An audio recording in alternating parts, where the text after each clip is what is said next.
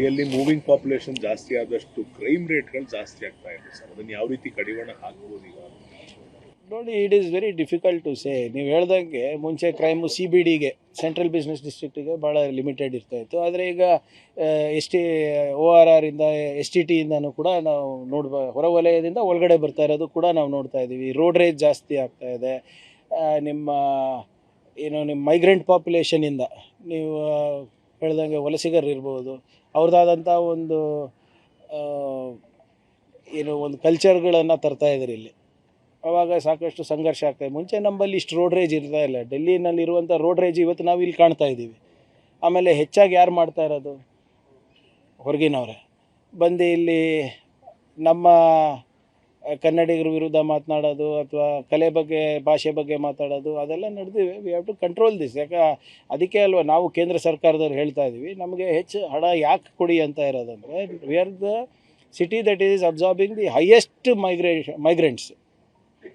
ನಿಮಗೆ ನೇಪಾಳಿಗಳು ಇಲ್ಲಿ ಬರ್ತಾ ಇದ್ದಾರೆ, ನಿಮಗೆ ಇಲ್ಲಿ ಉತ್ತರ ಪ್ರದೇಶದವರು, ಮಧ್ಯಪ್ರದೇಶದವರು, ಬಿಹಾರದವರು, ನಾರ್ತ್ ಈಸ್ಟ್ ಅವರು. ಬೆಂಗಳೂರಿನಲ್ಲಿ ಯಾವ ಹೋಟೆಲಿಗೆ ನೋಡಿದ್ರು ನಾರ್ತ್ ಈಸ್ಟ್ ಅವರೇ ಇದ್ದಾರೆ. ಬರಬೇಡಿ ಅಂತ ಹೇಳ್ತಾ ಇಲ್ಲ.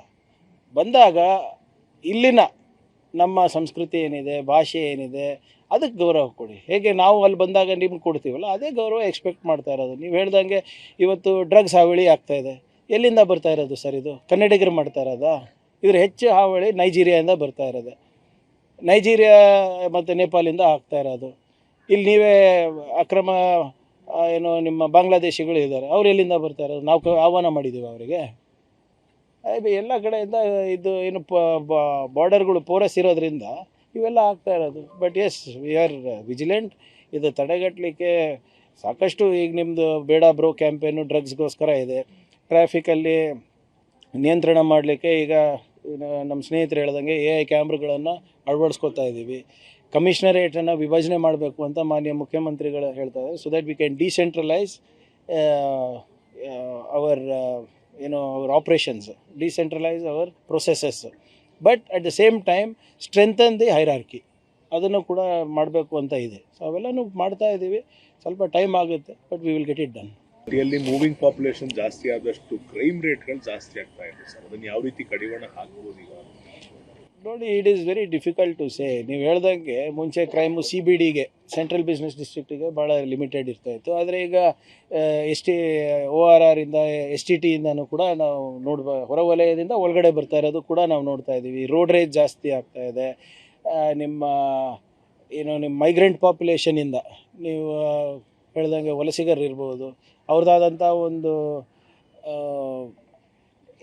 ಕಲ್ಚರ್ಗಳನ್ನು ತರ್ತಾ ಇದ್ದಾರೆ ಇಲ್ಲಿ.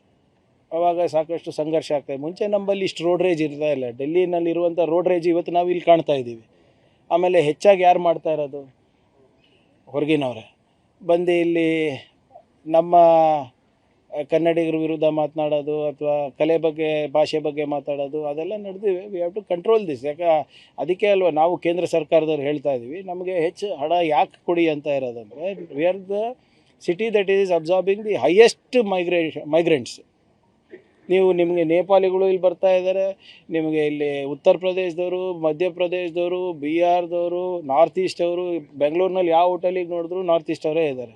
ಬರಬೇಡಿ ಅಂತ ಹೇಳ್ತಾ ಇಲ್ಲ. ಬಂದಾಗ ಇಲ್ಲಿನ ನಮ್ಮ ಸಂಸ್ಕೃತಿ ಏನಿದೆ, ಭಾಷೆ ಏನಿದೆ, ಅದಕ್ಕೆ ಗೌರವ ಕೊಡಿ. ಹೇಗೆ ನಾವು ಅಲ್ಲಿ ಬಂದಾಗ ನಿಮ್ಗೆ ಕೊಡ್ತೀವಲ್ಲ, ಅದೇ ಗೌರವ ಎಕ್ಸ್ಪೆಕ್ಟ್ ಮಾಡ್ತಾ ಇರೋದು. ನೀವು ಹೇಳ್ದಂಗೆ ಇವತ್ತು ಡ್ರಗ್ಸ್ ಹಾವಳಿ ಆಗ್ತಾಯಿದೆ. ಎಲ್ಲಿಂದ ಬರ್ತಾ ಇರೋದು ಸರ್? ಇದು ಕನ್ನಡಿಗರು ಮಾಡ್ತಾ ಇರೋದಾ? ಇದ್ರ ಹೆಚ್ಚು ಹಾವಳಿ ನೈಜೀರಿಯಾದಿಂದ ಬರ್ತಾ ಇರೋದು. ನೈಜೀರಿಯಾ ಮತ್ತು ನೇಪಾಳಿಂದ ಆಗ್ತಾ ಇರೋದು.